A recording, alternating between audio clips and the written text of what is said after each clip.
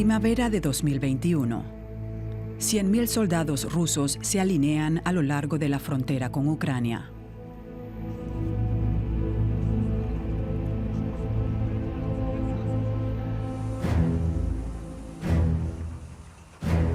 Se trata del mayor despliegue de tropas desde que comenzó el conflicto entre ambos países.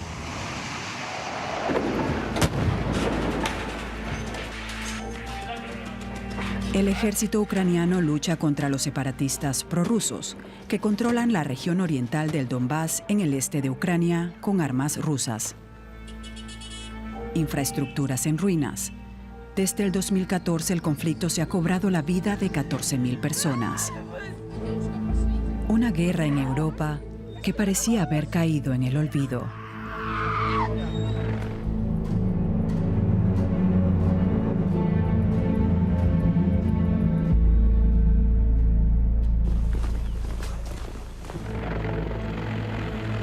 Un conflicto que el presidente ruso Vladimir Putin decide reavivar en abril de 2021. El presidente Volodymyr Zelensky confía en el respaldo de Occidente. Alemania y Francia actúan como mediadores. En el este de Europa se encienden las alarmas. La Unión Europea se muestra dividida. Mientras unos apuestan por la vía diplomática, otros desconfían de la voluntad negociadora de Putin.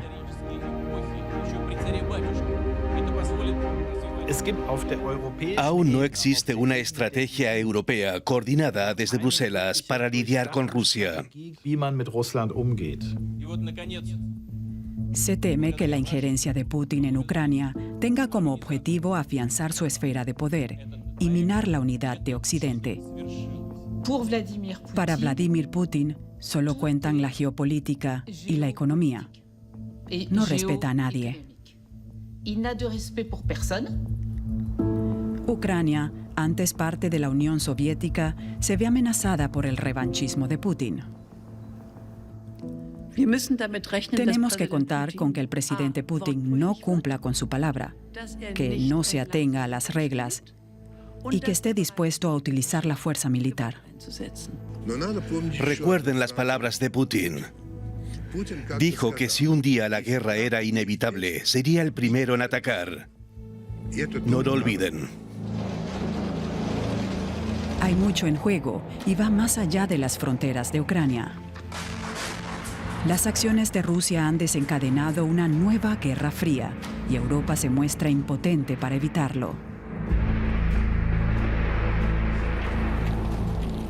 En este documental hablamos con la gente de a pie, con expertos internacionales y con el propio presidente de Ucrania. ¿Cómo afecta esta guerra a Europa? Creo que esto podría desencadenar la Tercera Guerra Mundial. Y toda Europa, los países de la Unión Europea, sufrirían las consecuencias. 30 años después de la disolución de la URSS, Ucrania, un país soberano, vive un conflicto con la Rusia de Putin. El gobierno de Kiev quiere poner fin a la guerra y acusa a Moscú de alimentar el conflicto en territorio ucraniano.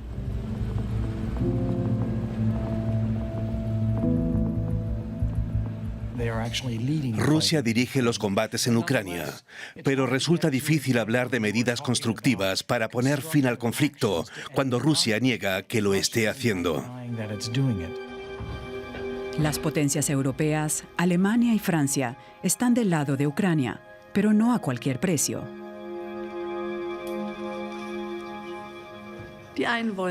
Están los que quieren hacer negocios con Rusia, que son una fracción muy importante en Alemania. La Comisión de Relaciones Económicas con Europa del Este se mueve mucho. Y no hay que olvidar que una parte importante de la opinión pública alemana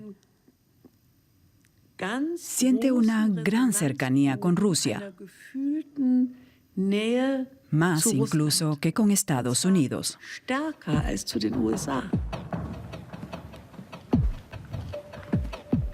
Putin quiere resucitar el papel de Rusia como potencia global. y está dispuesto a ampliar la esfera de influencia rusa.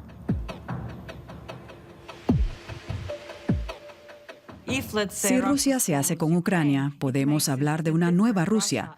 Es fruto del cálculo. Para ganar influencia en Europa, Rusia tiene que controlar de forma encubierta o no Ucrania.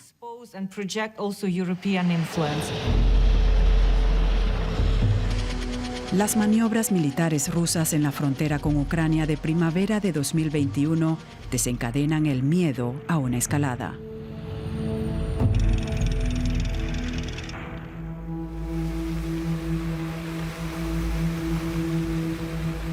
En el este de Ucrania, a 40 kilómetros de la frontera rusa, se encuentra Kharkov.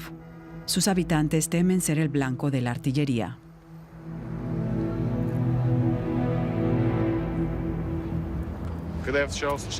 Cuando escuché ayer las noticias, la verdad es que me asusté bastante. Tengo entendido que han instalado misiles con un alcance de hasta 270 kilómetros. Y desde Belgorod a Kharkov solo hay 45 kilómetros. Si nos disparan, se acabó. Realmente da miedo pensar que podrían alcanzarnos. Tendríamos que marcharnos y no sabemos qué ocurrirá.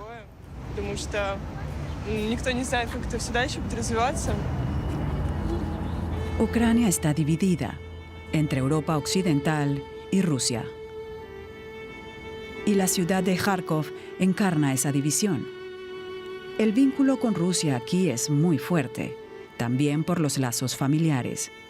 No todos apoyan a Putin, pero no están en contra de Rusia.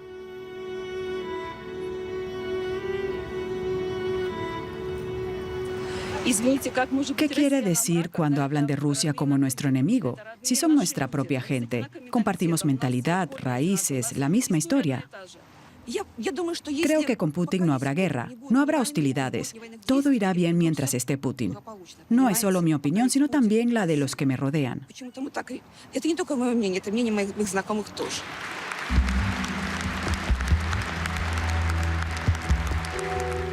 Putin asegura que las operaciones militares a lo largo de la frontera son la reacción a las provocaciones de la OTAN y lanza una advertencia.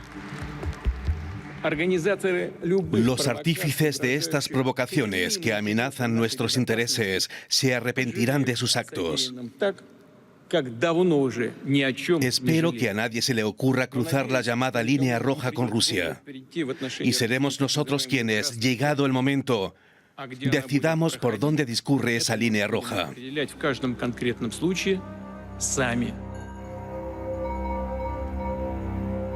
El presidente ucraniano Volodymyr Zelensky se dirige directamente a Putin para hablar sobre el conflicto.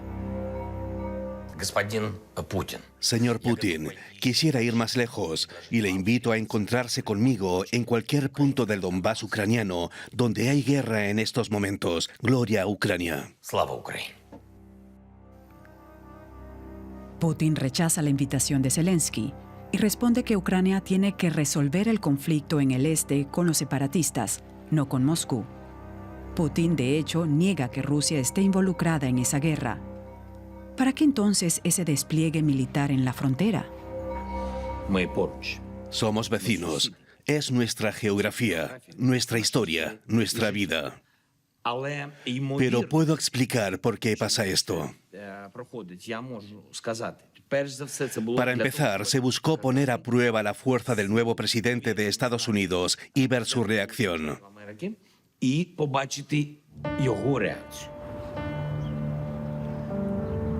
A mediados de abril, el presidente de Estados Unidos, Joe Biden, se dirige al mandatario ruso y le invita al diálogo. Biden busca un encuentro cara a cara. La estrategia de Putin parece dar resultado. Obtiene lo que busca, la atención de Biden. Vladimir Putin merece respeto porque es uno de los mandatarios más tenaces y mejores estrategas de Europa. Sabe lo que quiere, es paciente y, llegado el momento, actúa. Explota las debilidades, los disensos y aprovecha las oportunidades que se le presentan. Putin anuncia el fin a las maniobras militares. Las tropas se repliegan. Parece como si se hubiera evitado lo peor, pero observadores advierten que parte del equipamiento militar sigue en el terreno. Las Fuerzas Armadas ucranianas continúan en estado de alerta. También en Kiev están atentos.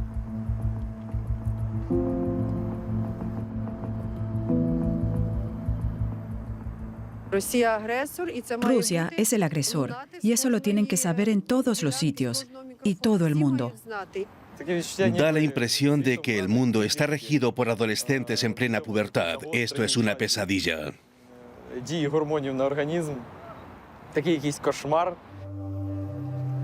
Zelensky no es un presidente como otros. Su experiencia política hasta que fue elegido presidente se limitaba a las pantallas. En los años 90 estudió Derecho en su ciudad natal, Kryvyi Rog, en el sur de Ucrania.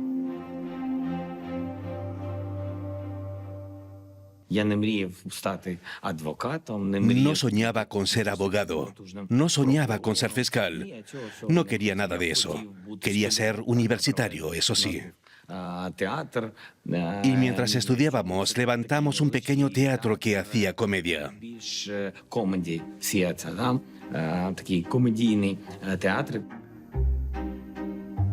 Zelensky deja el derecho después de graduarse para convertir la comedia en su profesión.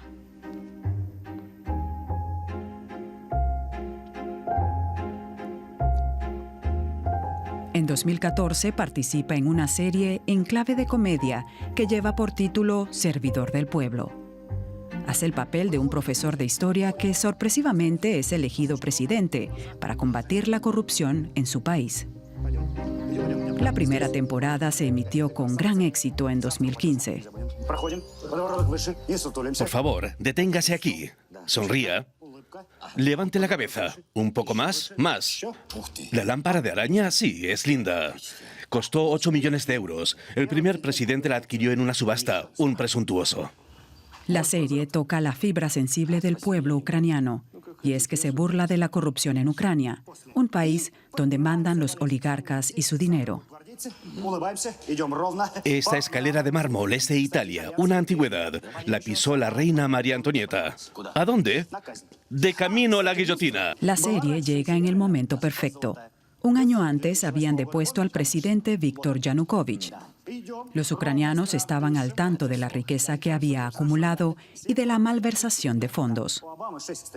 A su antecesor le encantaba aparentar estatus. Mira el pájaro. ¿Yanukovych? No, el idiota eres tú. Todavía funciona. El palacio que quiso construirse Yanukovych se convierte en el escenario en el que reside el presidente ficcional Zelensky.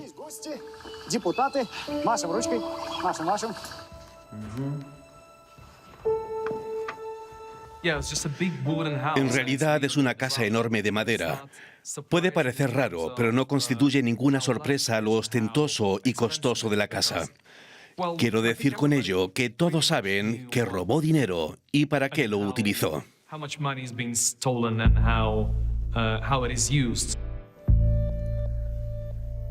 La historia real que propició la huida de Yanukovych es cualquier cosa menos cómica. Y es que provocó un quiebre en las relaciones entre ambos países. Ucrania y Rusia, otrora socios más o menos armónicos, se convierten en enemigos. En noviembre de 2013, Yanukovych suspende la firma de un acuerdo comercial y de asociación con la Unión Europea. Le dije con franqueza, Víctor, cometes un grave error. Me respondió que después de analizar los pros y los contras, el gobierno ucraniano había llegado a la conclusión de que para Ucrania no había llegado el momento aún de emprender el curso hacia Europa y que era mejor que permaneciera en la esfera de influencia soviética, quiero decir, rusa. Нам потрібно залишитись все ж таки в орбіті радянської, не радянської, а російської системи.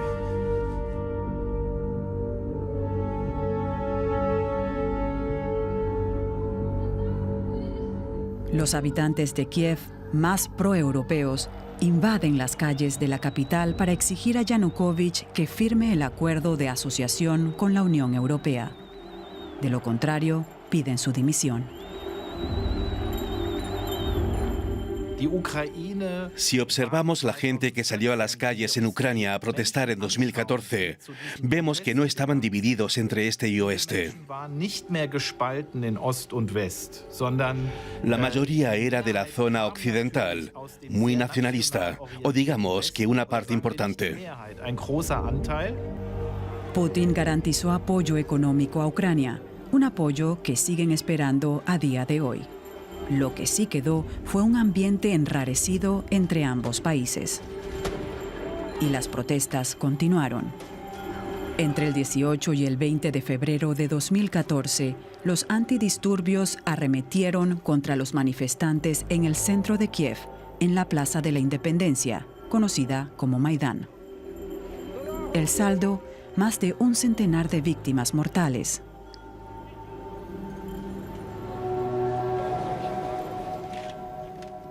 El Parlamento aprueba una moción de censura contra el presidente.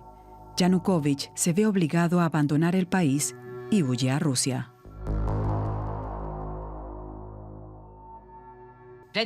Vladimir Putin no contaba con este escenario. Estaba convencido de que podría mantener a Yanukovych en el poder. Con frecuencia le recomendaba mano dura contra su pueblo.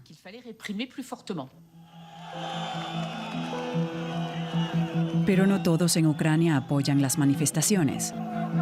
Putin aprovecha el sentir prorruso en el sureste del país para anexionarse en marzo la península de Crimea, violando el derecho internacional. Lo califica como salida.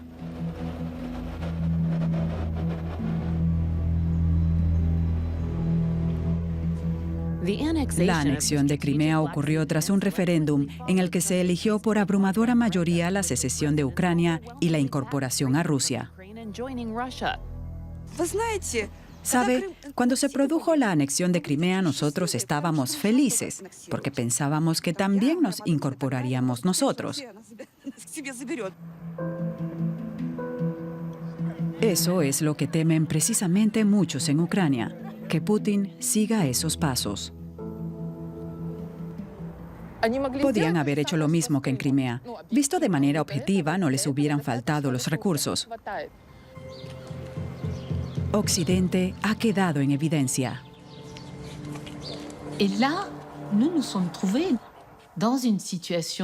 Para nosotros fue una situación completamente nueva, en la que el mandatario ruso toma decisiones que afectan a un país entero, a Ucrania,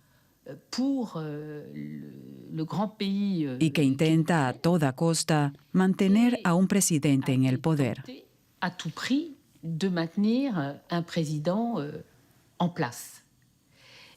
Luego pasó a anexionarse Crimea. Y como si no bastara con eso, toda la provincia de Crimea y Sebastopol, que tiene un estatus especial, se integraron en la Federación Rusa.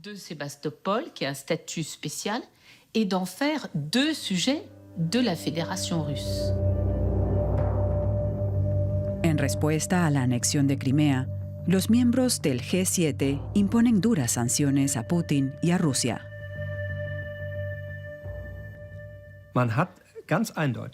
No contaron con una reacción contundente y unida de Occidente. En Rusia, miembros del gobierno me hicieron la misma pregunta muchas veces. ¿Por qué ustedes precisamente? Deberían entender que nos sentimos humillados. También ustedes fueron humillados después de la Primera Guerra Mundial. Pero esa es una analogía histórica que no sirve. Aquí lo que está claro es que precisamente un país con una historia tan compleja como Alemania actúa de manera decidida para defender el Estado de Derecho. Por eso había que dejar claro que habían cruzado una línea roja. En abril de 2014 aumentan las tensiones, que desembocan en luchas en el Donbass, una región industrial y rusófona, entre los separatistas apoyados por Rusia y las tropas del gobierno. Acusan a Putin de atizar ese conflicto.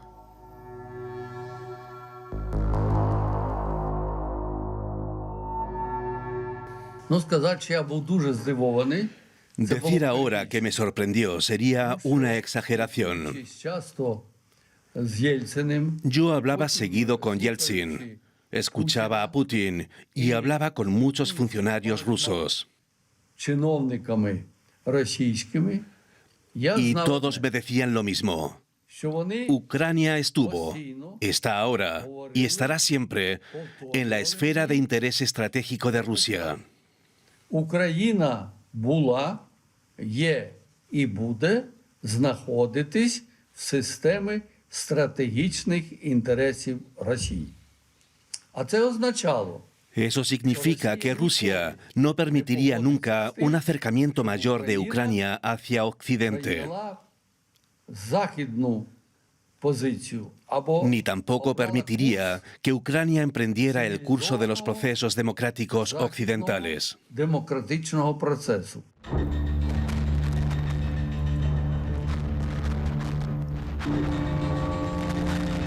La escalada del conflicto es rápida. En pocos meses mueren cientos de soldados ucranianos y también voluntarios.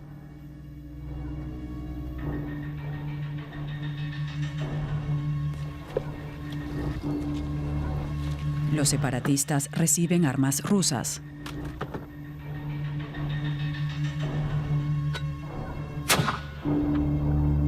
Ciudadanos rusos se suman a las filas rebeldes.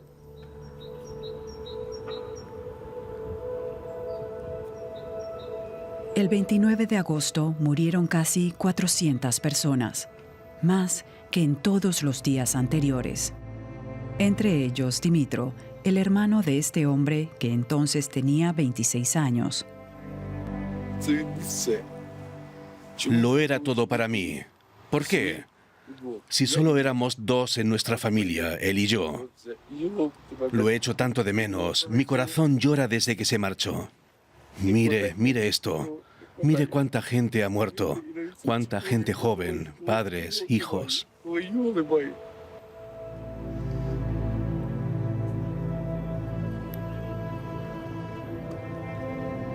Son muchos los que quieren huir del Donbass. Estoy muy enfadada. Me duele porque vengo de allá. Mi ciudad quedó devastada. Una tercera parte de Makeyevka. La escuela a la que fui 9 años de mi vida está destrozada. El bloque en el que crecí, los edificios fueron dañados por los disparos. Y esto es lo que queda de Makeyevka, en donde ni siquiera hubo combates duros. El conflicto llega mucho más allá de las fronteras de Ucrania. En julio de 2014, el avión de pasajeros MH17 de Ámsterdam a Kuala Lumpur es abatido cuando sobrevolaba la región del Donbass, controlada por los separatistas. Mueren las 298 personas que iban a bordo. La pista lleva a Rusia. Las investigaciones revelaron que el Boeing 777 fue abatido por un misil Buk, un sistema de defensa antiaérea de origen soviético. Ha llegado la guerra y con ella los titulares. Rusia está librando una guerra encubierta en suelo europeo, que se cobra víctimas entre los ciudadanos de la Unión. 2 meses antes había sido elegido presidente Petro Poroshenko, un oligarca y ministro del anterior gobierno, que hizo campaña contra la corrupción y con un programa electoral pro-europeo. Entre sus promesas, recuperar Crimea para Ucrania y poner fin al conflicto armado en el Donbass. Francia y Alemania convocan a Ucrania y a Rusia a entablar negociaciones de paz. En febrero de 2015, las dos partes firman el llamado Acuerdo de Minsk en Bielorrusia. El acuerdo quiere permitir a Ucrania recuperar el control de su región fronteriza con Rusia, no sin antes celebrar elecciones en los territorios en conflicto. También prevé una modificación de la constitución ucraniana que concede un estatuto especial a la región del Donbass. En el acuerdo, pese a todas las evidencias, no se nombra a Rusia como parte beligerante. El presidente francés Hollande describió en sus memorias cómo el presidente ruso subió el tono en las negociaciones y amenazó al presidente ucraniano con aniquilar sus tropas. Una clara evidencia de que Rusia actuaba en esa zona. Estas actas de las negociaciones se firmaron con la pistola en el pecho. Rusia amenazó con maniobras militares en Debaltseve, algo que de hecho llevaron a cabo más adelante.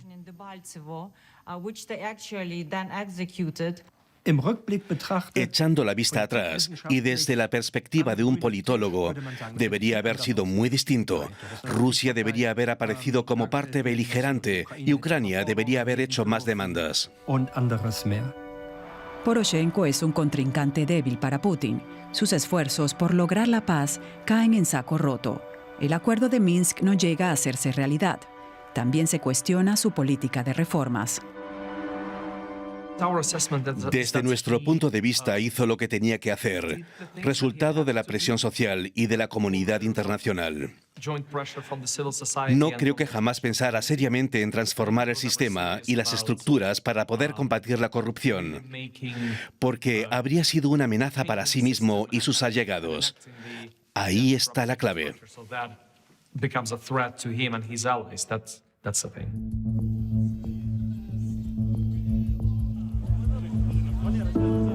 A finales de 2018 comienza la campaña para las próximas presidenciales. Poroshenko se presenta a la reelección. Su principal contrincante es Volodymyr Zelensky, un inexperto en política, un hombre que se hizo famoso interpretando al propio presidente en la televisión.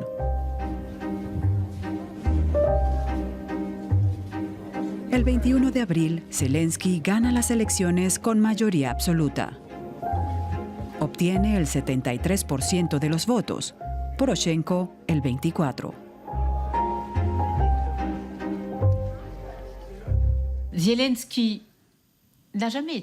Zelensky nunca fue un político y sigue sin serlo.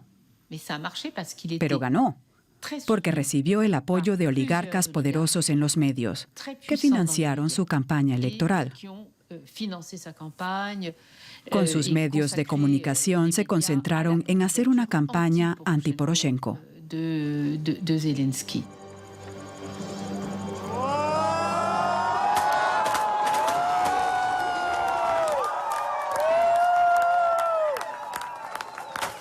Parece paradójico que precisamente Zelensky, quien convenció a sus votantes con el rol del hombre sencillo, del luchador que combate la corrupción, se deje ayudar por los oligarcas.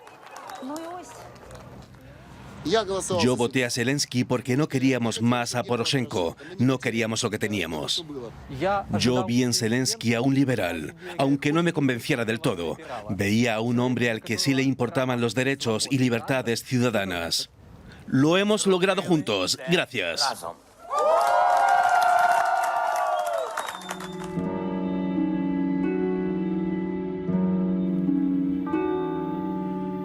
Moscú no estaba preparada para este resultado. Putin es un hombre de la era soviética, así como toda la clase dirigente rusa. Para esta gente, celebrar elecciones libres y transparentes es algo casi exótico.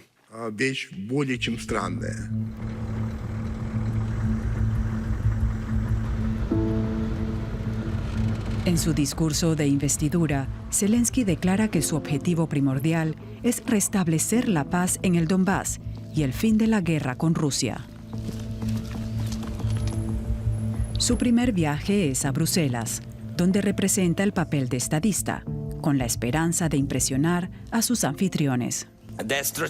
Ucrania mantiene el curso estratégico, anclado en la Constitución, con el fin de convertirse en miembro de pleno derecho, tanto en la Unión Europea como en la OTAN. Coloca así a la OTAN ante el siguiente dilema: Si da luz verde a la adhesión de Ucrania, la alianza podría acabar en guerra con Rusia.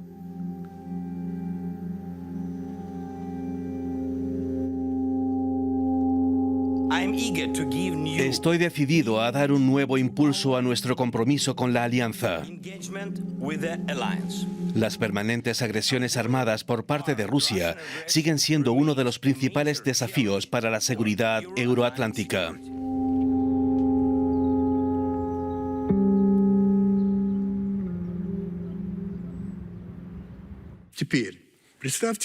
Imagínese que Ucrania pasa a ser miembro de la OTAN, como aspira a ser. Eso supondría que la OTAN se asomaría a la frontera suroeste de Rusia. Desde ese punto de vista, lo ocurrido con Crimea es una reacción de Rusia, una especie de advertencia. Atentos, Rusia no tolerará que Ucrania integre la OTAN.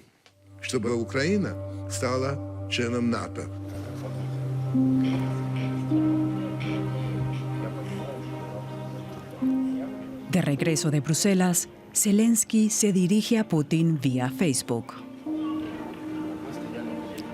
Me gustaría dirigirme al presidente de la Federación Rusa, Vladimir Putin.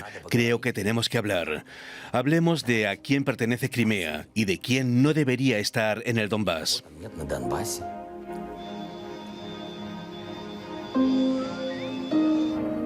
A finales de julio de 2019, se pacta un intercambio de prisioneros y un alto el fuego.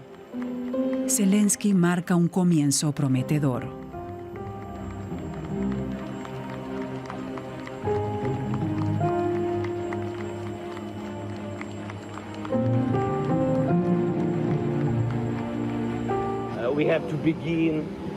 Tenemos que empezar punto por punto con el protocolo de Minsk.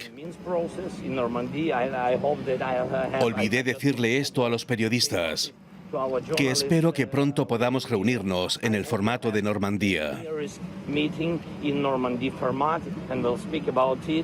Tenemos que dar todos los pasos posibles para poner fin a esta terrible guerra.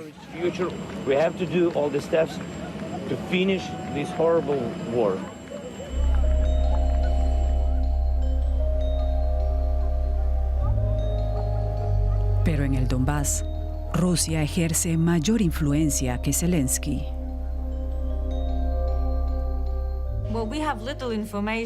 Disponemos de poca información acerca de lo que ocurre en las zonas ocupadas del Donbass, pero sí sabemos que les están lavando el cerebro. Despliegan pancartas que hacen referencia a la Segunda Guerra Mundial y otras que muestran a los políticos locales con niños con el mensaje de que hay que defender esta región del perverso régimen de Kiev.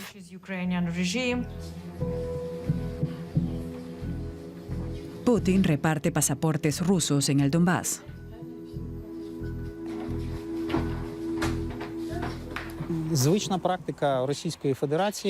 Es una práctica habitual en la Federación Rusa, obligar a los habitantes de los territorios ocupados a aceptar estos pasaportes o alterar incluso la composición étnica de un lugar al colonizar esos enclaves con nuevos rusos.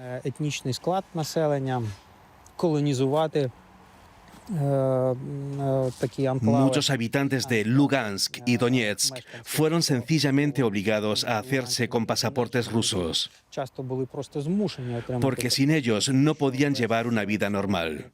No podían recibir los llamados servicios públicos, demostrar su identidad y muchas cosas más.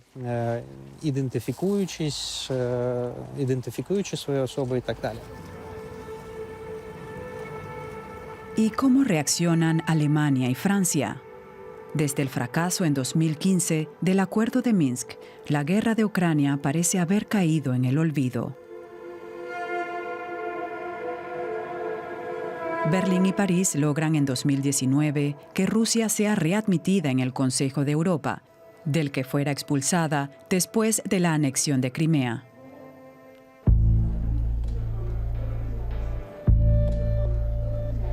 Ucrania reacciona indignada. Ustedes, amigos, que han aprobado esto, tendrán un lugar en los libros de historia, porque le conceden a Rusia la posibilidad de seguir haciendo lo que quieren. El Consejo de Europa no aprobó sanciones cuando hubo guerra en Chechenia, ni cuando hubo guerra en Georgia. Luego llegaron los ataques a Ucrania. Sanciones sí, pero 5 años después... Perdón, pero aquí estamos de nuevo.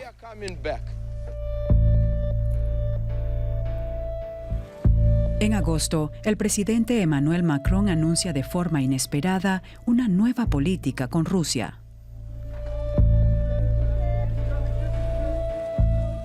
Le rêve de la France.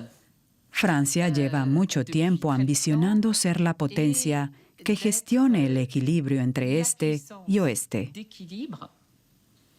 En Europe, entre l'Est et l'Ouest.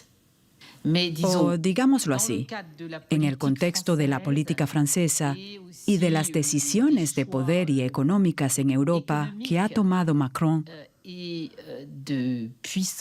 Putin constituye para el presidente francés una figura clave en la partida de ajedrez. Pour lui, Poutine était un pion important sur l'échiquier. Los países del este de Europa se muestran alarmados. Me parece que los temores de las antiguas repúblicas soviéticas, sobre todo de los estados bálticos, son muy comprensibles, porque tienen muy fresco el recuerdo de la ocupación e incorporación a la Unión Soviética.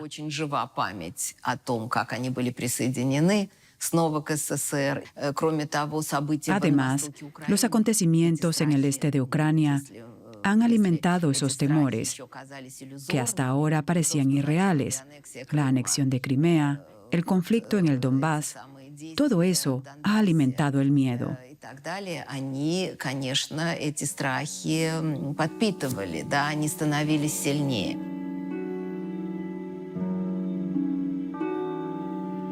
Ante las dudas que despierta el apoyo de Francia y Alemania, Ucrania confía en Estados Unidos.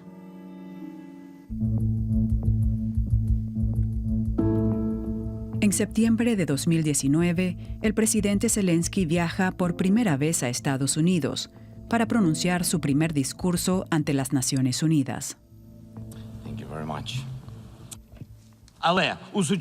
En el mundo en el que vivimos hoy día ya no existe la guerra de los otros. Ninguno de ustedes puede sentirse seguro si hay una guerra en Ucrania, si hay una guerra en Europa. Pero su comparecencia se ve ensombrecida por un escándalo que incluye al presidente Donald Trump. Se trata de una llamada telefónica entre ambos de julio de 2019.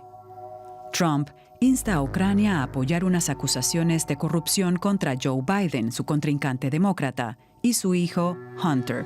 De lo contrario, Estados Unidos retendrá las ayudas a su país.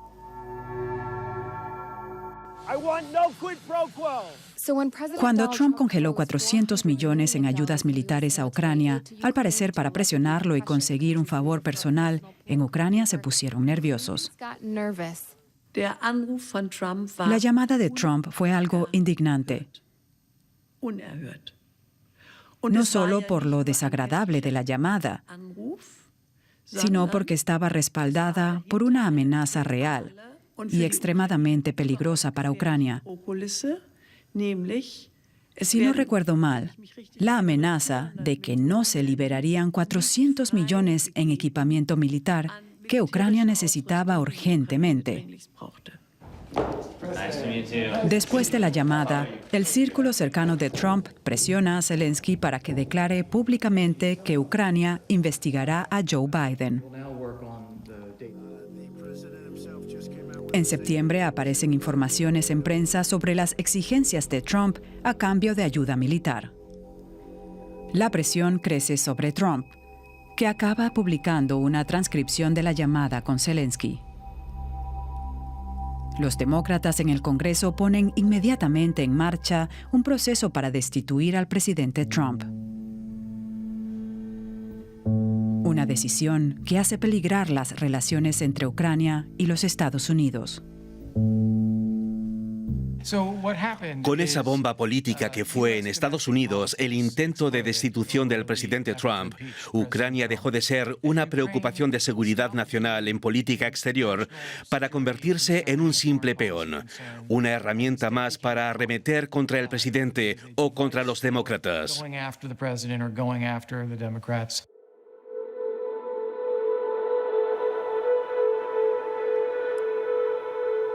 Ucrania no vuelve a ocupar un lugar prioritario en la agenda de Joe Biden hasta que no aparece una nueva crisis en la frontera de Ucrania. Las maniobras militares de Putin en primavera de 2021. Estados Unidos y Europa se ven obligadas a replantearse las relaciones con Rusia una vez más. ¿Son aliados de Ucrania o le siguen el juego a Putin? ¿Y Zelensky? ¿Podrá llevar la paz a su país o seguirá siendo Ucrania moneda de cambio en la política entre este y oeste? Me inquieta el creciente equipamiento militar y el despliegue de tropas en nuestras fronteras. Hay motivos más que suficientes para preocuparse. Desde principios de 2014, desde que comenzó la guerra en el Donbass, desde la anexión de Crimea, la preocupación ante la posibilidad de que se produzca una escalada en cualquier momento está más que justificada. Ескалація може бути в будь-який момент.